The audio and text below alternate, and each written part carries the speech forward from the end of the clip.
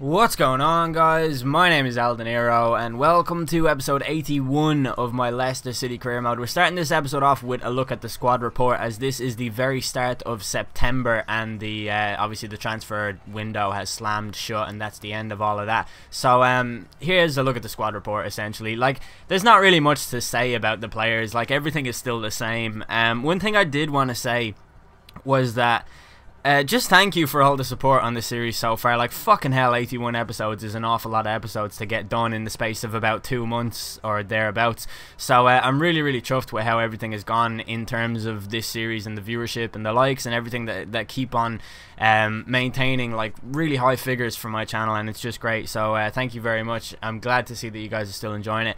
Another thing I wanted to say was just about the transfers and how some people think I should have signed like more highly rated players or whatever. But I think it was important for me to look at Ki Sung Young. He's 29 and he's gone down a rating. I just can't with this game. But yeah, so a lot of people were like, oh, I should have signed higher rated players or whatever. Like, the board gave me 22 million. I did the best I could with that money, and I think we brought in some very good players like Emre Can, Bertrand Traore, and even like Yassine Benzia. Like, those are some great players, and elsewhere, like, we strengthened the team itself by bringing in so many more players, and I think we have got a really decent squad for the season, and I think we're going to do well. And here's a look at our Champions League group and some of the fixtures that we're going to have to navigate here. We have Sporting Lisbon in there, we've got Borussia Dortmund, and we have Celtic, of course. So by no means is that an easy group, although I would expect us to claim maximum points everywhere apart from the games against Dortmund. But I'm very interested in playing Dortmund as well, because in all honesty, we have a really good record in the Champions League because of that one season that we had in it where we made it to the quarterfinals, I think, where we got knocked out by Chelsea. We go into our first game of the episode, and this is against Sunderland, and they look at this, right? Mavrias, Rodwell, Wijnaldum, Jacquerini and Van Wolfswinkel. That's a really good like 4 players in FIFA terms. Like, those are some really solid players. They've got a very good sort of base in their team. But in the 13th minute, it was Sunderland who had the first chance of the game, with Van Wolfswinkel playing the ball into Mavrias, who really should have scored from there, but Jack Butland came out, and as the old cliche goes, he made himself big, and that saved the day for us. But the ball went out for a corner kick, which will be taken by Jacquerini, and he swings it in towards, I believe it was the head of Moreno, who heads it on to Rodwell, who heads it back to Moreno, who goes very close with this volley, but thankfully for us it went just wide of the post. And in the 18th minute or so, well, it clearly says 17th, but we came forward anyways with Jonathan Williams on the ball. He plays it into Villalba, who was in a pretty decent position. He had Moreno to get round, and he did well to get a shot off from that angle at all, I think. And the ball went out for a throw-in, which was taken by Ince and thrown to Jonathan Williams, who started his career very well. The ball goes in towards Villalba, whose header goes just wide, but it actually went out for a corner kick, so had it been on target, it could have been a different story.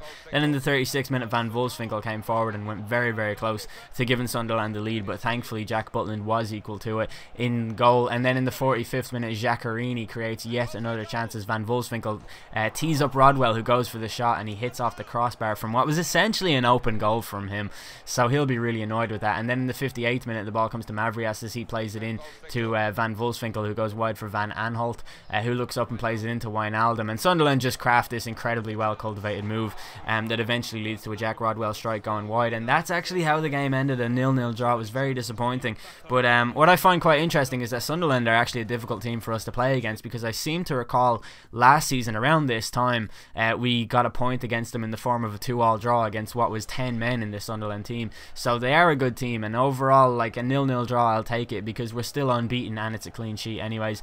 Our next game is against West Bromwich Albion at the Hawthorns, where we get to wear the red kit. I really like the Leicester red kit, you know that? Like, I hated it at first, and I don't really like any kits that have collars on them, but I think that one's pretty cool. But just 3 minutes into this game, Baraghi picks out a great pass through the middle as Villalba peels away from Pearson, gets into the box before finishing easily into the bottom corner to return to form. And the game against Sunderland was the first game of the season where he didn't score, as he scored in the Community Shield and every league game up to that point, albeit it was only 3 games or so, but still.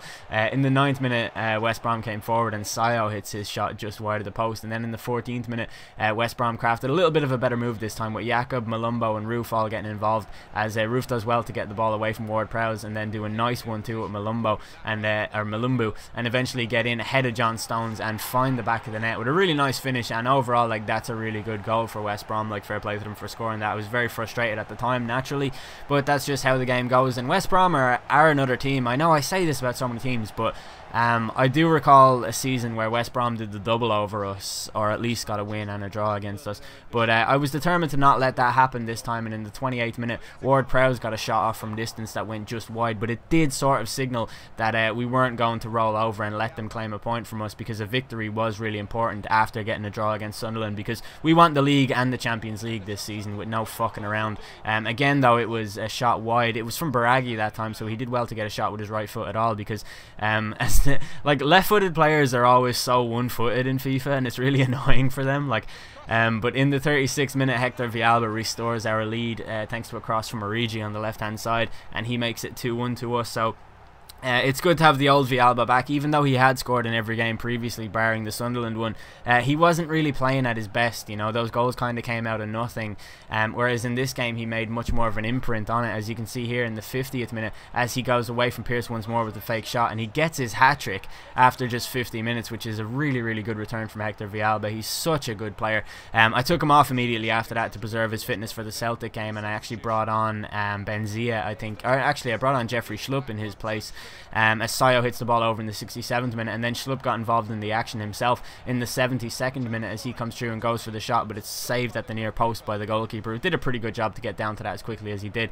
Then in the 77th minute, Bertrand Traore does really well to wrestle the ball away from the West Brom player and plays it into Schlupp, who did really well to stay onside in the first place, and Jeffrey Schlupp gets involved as he makes it 4-1 to us in the 78th minute, which was really, really good.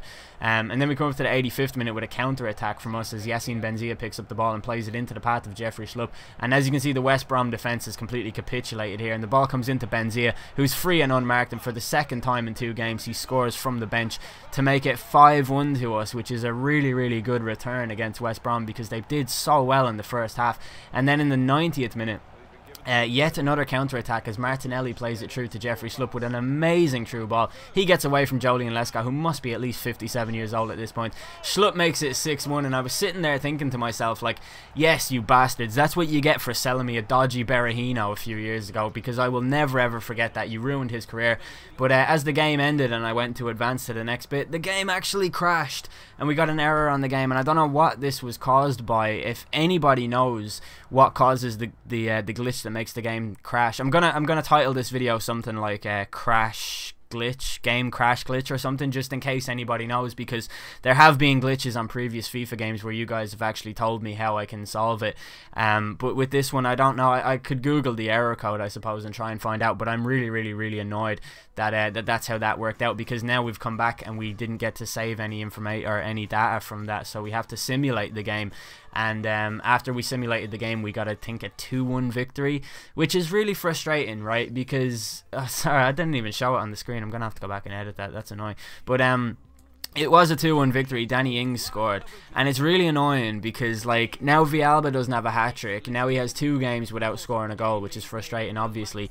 Jeffrey Schlupp doesn't get a game where he came off the bench, so now he's going to be moaning at me looking for first-team football, and just things like that just kind of get on my nerves. Like, I find it really important in a game like this to keep all the players happy, even if that means fielding players that you wouldn't normally do. But if a player comes to me and he's unhappy, I feel like I have to play them, and I like to keep the harmony in the squad and the morale high. So it's just fucking annoying that glitch happened, especially after a 6-1 victory. Like, I could replay that game 100 times, sure, I'd never get a 6-1 victory in that again, I'd say. Like, it's just, I don't know, it's not often you get that type of situation, I suppose, though. But this game is against Celtic, and I don't know what Celtic that EA were watching to envision Celtic dominating the ball in someone else's box in a European fixture like this, but I really, really liked it, and if I could see a Celtic doing this in real life in Europe, I would be fucking delighted. But we come up to the 40th minute of this game, and it was all Celtic by this point. James Forrest's volley goes just wide, and 5 minutes later they would sort of get the breakthrough they were looking for as Barigter picks the ball up. He plays it into Lee Griffiths, who returns it to Barigter, who does an amazing backheel into Lee Griffiths, whose shot is saved. I initially thought that we had cleared this problem, or this attack rather, but Celtic kept going. McGregor's cross finds Johansson, and Stefan Johansson gives Celtic the lead in stoppage time at Celtic Park, which was a great moment for the Celtic Park faithful. I am probably in the crowd somewhere there as well, because this is 5 years into the future. I find it amazing, by the way, as Robertson's shot crashes off the post in the 55th minute, that we're 5 years into the future and the Celtic lineup is the exact fucking same. It's such a ridiculous game sometimes, honestly. But we come all the way up to the 85th minute in this game, and as you can see, things just were not going our way. It was all Celtic, and it looked as though we were going to get off to a really bad start in the Champions League, and then Schlupp had that shot which was saved. That is how the game ended. Celtic did pick up a victory, and apart from the circumstances in which the victory was achieved for Celtic, like, there's no way that Celtic would beat an English team 1-0 at Celtic Park with 86% pass accuracy and dominating the game as much as they did. But having said that, Celtic do have a very well publicised, really good home record in Europe, and also I think only one English team has ever won at Celtic Park since 1979 or something like that. So you know, it's a realistic enough result. I'm a little bit annoyed, but I'm also happy that Celtic won, so make it out what you will. That's the end of this episode. Hopefully you guys enjoyed it. If you did, please do leave a like. That would be much appreciated. If anyone has any information about that glitch and how I can avoid it from happening in future, that would be awesome as well. I've been El Dinero. Thanks for watching.